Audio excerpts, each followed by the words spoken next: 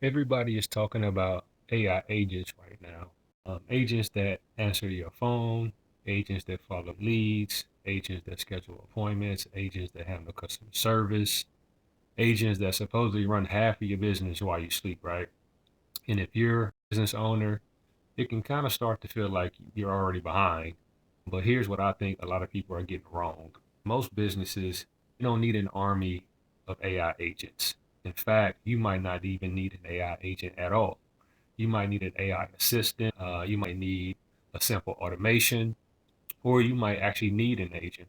Those are three very different things. And choosing the wrong one can cost you time, it can cost you money, and a whole lot of frustration. So in this video, I'm going to break down the difference between an AI assistant, an automation agent, and show you how to decide um, which which one your business actually needs. So if you're new here, this channel is about practical AI for businesses, not hype, not chasing every new tool that launches. I'm interested in a much simpler question. How do we use AI to make work easier, remove unnecessary manual tasks, and help businesses operate better? So, and AI agents can absolutely be a part of that. So, but before we start putting agents everywhere, we need to understand the job we're asking technology to do. So let's just start with level one. The first level is an AI assistant or the AI assistant. This is probably the type of AI that most people are already familiar with. So think about tools like ChatGPT, Claude, Gemini, Copilot, or another AI tool where you give it an instruction and it helps you complete a task. Maybe you're writing an email, um, maybe you're analyzing a document, creating a proposal, summarizing meeting notes. Maybe you're doing some research on an idea, building a presentation. The important distinction is really this: you're still driving, right? The AI is helping you think, it's helping you create, it's helping you analyze or move faster. But at the end of the day, you're the one that's still initiating the actual work. That's an AI assistant. And for a lot of businesses, this is still the best place to start, in my opinion, because sometimes the biggest opportunity is not it's not replacing an entire workflow. It takes it's taking something that currently takes an employee maybe 2 hours to do, and helping them do it in 20 minutes. That's valuable. So and that doesn't require some massive AI system. So for example, imagine that you run a small you know professional service firm, and every week somebody spends 2 hours reviewing notes, drafting client follow-ups, organizing action items, and preparing updates. An AI system might actually reduce that workload without changing your entire operation. So, it's simple, it's a low risk, it's high leverage, but there's one limitation. The person still has to initiate the work. That's where level two comes in. Uh, uh, and this is automation. So, automation is different. So instead of waiting on a person to ask AI to do something, the system performs a task automatically when something happens in the business. So, for example, let's say a lead fills out a form on your website. That triggers a confirmation email. That lead gets entered into your CRM. For your that are not familiar with CRM, that's the customer relationship management tool. Um, a follow-up text then goes out. Your sales team gets notified, and then maybe an AI system summarizes the leads information before somebody actually calls them. So nobody has to remember to do those steps. The workflow handles them automatically. That's automation. And this is where I think a lot of businesses still have enormous opportunity, because if you look inside most businesses, you'll find people doing things manually that a system could easily handle. Because if, for let's say, like copying information between applications, sending repetitive emails, following up on leads, schedule reminders, updating spreadsheets, creating recurring reports that you have to create, over and over again, moving information from one system to another.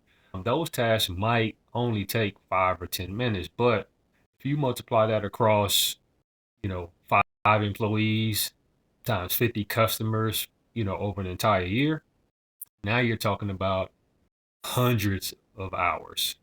And that's why I always look at workflows before I even take a peek at any tools, right?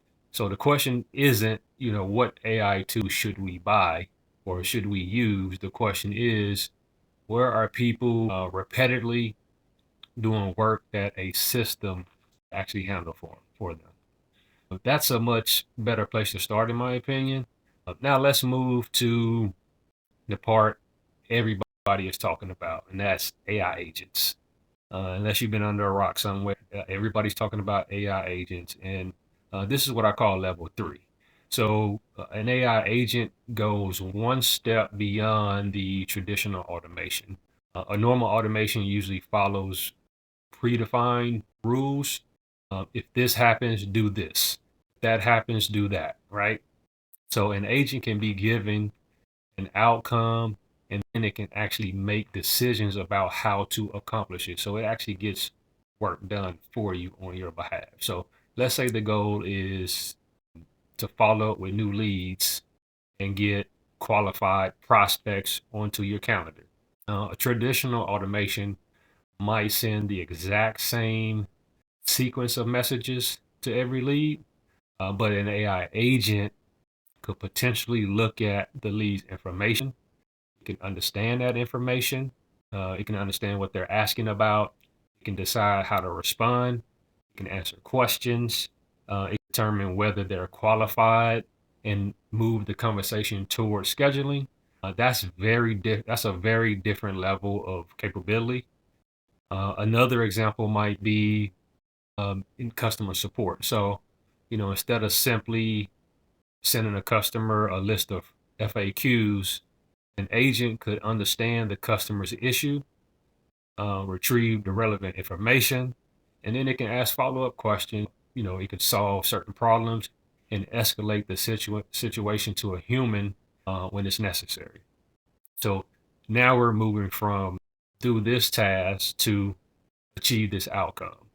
That's the promise of AI agents, and that's pretty powerful, and that's probably why you hear all the hype out there around AI agents this year in 2026. But this is where businesses, I think, is where they need to slow down, because the more autonomy that you give a system, the more important the design becomes. So the question most businesses should ask before you build an AI agent, ask yourself these four questions. Number one, is the work even repetitive? If the situation only happens, twice a year, you probably don't need an agent. Agents become much more valuable when they're handling work that occurs repetitively. So like things like lead qualification, appointment scheduling, customer inquiry, internal requests, document processing. Those are all much better candidates for agents. Number two, the second question I'd ask is the outcome clear? So this is a big one. An agent needs to know what success looks like. So saying help my business, that is not an outcome. Qualified incoming leads and schedule qualified prospects is. See, that's a little bit more detail. Improve customer service is vague, right? But if I say, answer routine customer questions and escalate anything involving refunds, complaints, or exceptions, is much, much clearer. The clearer that outcome is, the easier it is to design the right system. The third question I would ask is, does the agent have the information that it needs? AI doesn't magically know how your business operates. So it needs access to the right information. So, your policies, your products, your pricing, your schedule, your CRM, your knowledge base, your procedures, whatever information is necessary to make a good decision. And this is one of the places where businesses discover something important. Sometimes the AI is not the problem. Their information is the problem. So documents are outdated, processes aren't documented. Different employees handle the same situation differently. The technology really exposes the operational issues that were already there. So adding any AI automation, agents, etc., on top of a messy operation just makes it even messier. The fourth question that I would ask is, what's happening when the AI is wrong? This might be the most important question of all. So, if an AI writes the wrong sentence in a first draft or an email, the risk is, it's pretty low. But if an AI gives a customer the wrong refund information, schedules something incorrectly, or makes a decision involving sensitive information, the risk is much, much, much higher. So the question isn't just, can AI do this? The better question is how much autonomy should AI have here? Sometimes the answer is full automation. Sometimes AI should make a recommendation and a human approves it. Sometimes the AI should immediately hand the situation to a person. That's a good system design. So a simple way to think about it is, here's the framework. I like you to remember: assistant, automation, agent. So an assistant helps a person do the work. An automation handles a predictable task automatically, and an agent works toward an outcome and makes some decisions along the way. Here's the mistake I would avoid: don't don't jump straight to level 3 because it's the most exciting. Everybody's talking about it, right? Start with the problem, the actual problem you're trying to solve. Then choose the simplest technology that solves it well. Not just solves it, but solves it well. If an assistant saves somebody 10 hours a week, that's a win. If a basic automation eliminates a repetitive process, that's a win. You do not have to get extra points for making the technology more complicated, right? Simplicity is key. Three places I would look first in a business. I would say, if I were evaluating a small business today, there are three areas I would look at first. First, I would look at lead follow up. So, how quickly do you even respond when somebody expresses interest in your business? What happens after hours? What happens when your team gets busy? Do good leads fall through the cracks? There may be an opportunity for automation or agent here in this particular scenario. Second, I would look at customer communication.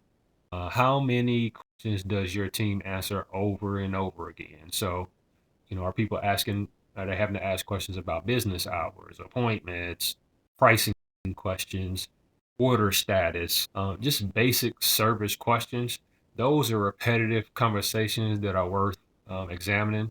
And then third, I would look at administrative work. So look for work that happens every day but doesn't really require somebody's judgment. So things like data entry, moving information between systems, documenting summaries, meeting follow up, recurring report scheduling. Those are usually some of the easiest places to create immediate value. And then, so I guess let's move into what I call the reality check. So we talked about a lot up to this point. So, but here's the part I want to leave you with. AI agents are going to become a bigger part of how businesses operate. There's no doubt about that, the way things are going. But I have very little doubt about that. But buying an AI agent is not the strategy. Installing automation is not the strategy. Using ChatGPT is not the strategy, or Claude or Gemini, or whatever you like to use. The strategy is this: it's understanding your operation well enough to know where technology actually creates leverage. So start with the workflow, understand the problem, decide what outcome that you want to achieve, then choose the right level of technology, whether that's the assistant, the automation, or the actual agent in that order. So, because the goal isn't, it's not to put AI everywhere. The goal is to remove friction from the right work. So, putting AI in the right place. So, you know, here's my question for you. If you looked at your business today, where is the most repetitive manual work happening? Lead follow up, customer service, scheduling, admin work. Put it down in the comments for. I may take some of the examples that you all share and break them down and how I would approach them in a future video. And if you're trying to understand AI or how AI actually fits into a real business, not just what the newest AI tool can do, subscribe to my channel. That's exactly what we're going to keep unpacking here. I'll see you in the next video. Peace.